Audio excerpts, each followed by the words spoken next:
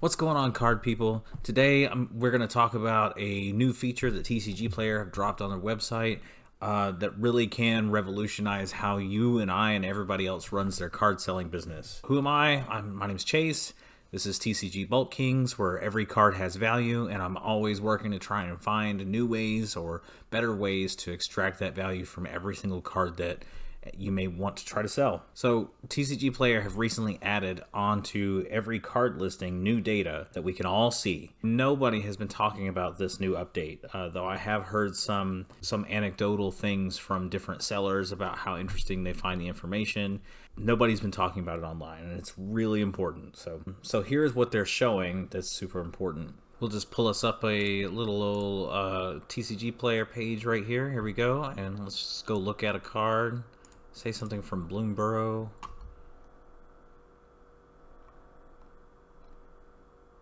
Man, Bloomberg prices are still pretty crazy, huh? Let's look at Clement the Worrywart randomly. This is not something I've planned, just something I've picked off of the page. So if you go to the page here, you've got the picture of the card, the title, the box up here in the top right that shows you the cheapest direct card, what the card's about. Now, what they've updated is this section here, which is the market price history and the comparison prices section. So right here, it's showing prices for the foil. I guess it's, oh yeah, this card only comes in foil. So this is the price history for that card over 3 months in near mint condition.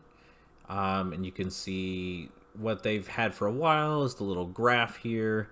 But they've added in these bars that show how many sold on each of these days and what the price range is for those. And then most importantly, over here on the right side, the price points. So you've got the market price just like it used to show, but it also shows what the most recent sale is. The current listed median they've always shown, that's the old TCG mid price that has been around for 15 years now. But new information there is the current quantity listed and the current number of sellers listed, so you can see how many are available on TCGplayer, how many people are selling them, so you can see if there's 5 sellers selling 70 copies, that's different from if there's 70 sellers selling 70 copies. And then there's this 3-month snapshot down here, which includes the total sold over that time period and the average daily sold. So it rounds to whole numbers, obviously, but this is the total number of copies of this card in this condition that has sold over this last 3 months. That helps you understand how well the card's been moving. A high number here means there's a lot of demand. A high number under current quantity means there's a lot of supply. Knowing how many sellers there are lets you know how much competition you may have. If there's 5 sellers, then you can be a little more aggressive with your pricing compared to them versus if there's 2,000 sellers, right? Now, how do we use this? So what we really care about is something that I like to call sales velocity. Sales velocity is simply the rate at which a card is selling. If any of you out there are eBay sellers or no eBay sellers, you've probably heard them talk about something called the sell-through rate. It's the same calculation, same idea. The way you calculate sales velocity is you take the number of cards that have sold over the last certain amount of time. Standard is 90 days, 3 months, because that's what eBay will show, but you can do that with this for 1 month, 3 months, 6 months, or a year, or you can do your own custom time if you want to sit down and calculate it. It doesn't really matter. It's not intrinsic to the notion of sales velocity, just that there's a standard time period, and I'm going to stick with 3 months or 90 days. You take the number of cards that have sold over that time period, 90 days, and you divide that by the current number of cards available, and that gives you a ratio, which is the sales velocity. Let me pull up my calculator here. There we go. And if we use this Clement the Worrywart card, the borderless raised foil version that we were looking at earlier, and we calculate its sales velocity, we've got 133 divided by 77. It gives us a number of 1.72 repeating forever.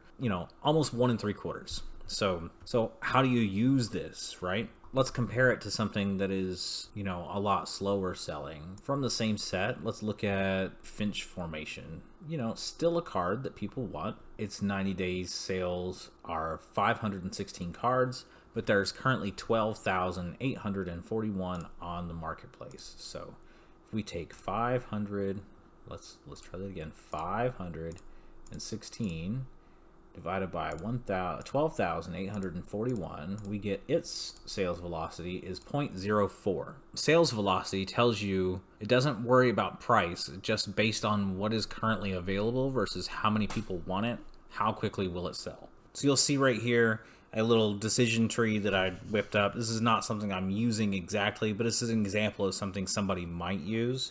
So if you're looking at a card, you're considering buying it, have a look not just at the price and buy things based on that, but also at the sales velocity. Say it's a $5 card. Doesn't matter. It could be a $1 card, could be a $500 card, but whatever. Look at the sales velocity. If the sales velocity is 2 or greater, that means that the supply is not enough currently for the demand for the card. Probably a reason why the price is up there.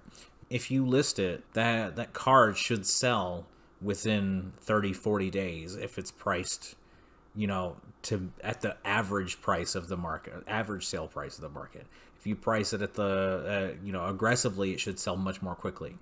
If the sales velocity of that card is between 1 and 2, that means that basically the supply is supplying the market to meet the demand, and it's just meeting the demand, or maybe it's just slightly under meeting the demand. Sales velocity is exactly 1, then there are exactly as many cards available as have sold in the last 3 months. And so you would expect, if your card is priced at market price, for it to sell within 90 days, right? In that case, you may, you know, not want to pay quite as much because your capital would be tied up for longer, especially if it's a more expensive card. And then if that sales velocity is below 1, then the market is oversupplied compared to the demand, and you would have to price your card at the lower end of the available prices just to have it have any chance of moving within an appreciable amount of time. Because if it's, say, 0.5, then you would expect it not to sell for 6 months if you market price it. If it's 0.25, then you would not expect it to sell for a year if it's at market price. So, and of course that will go up and down, prices fluctuate, demand and supply fluctuate. This gives you a snapshot of what it's like right then when you're making that decision on whether or not to buy the card.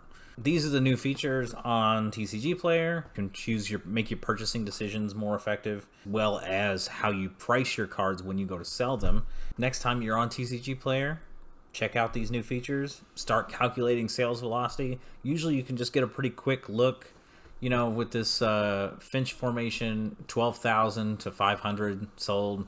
That's obviously a super low number.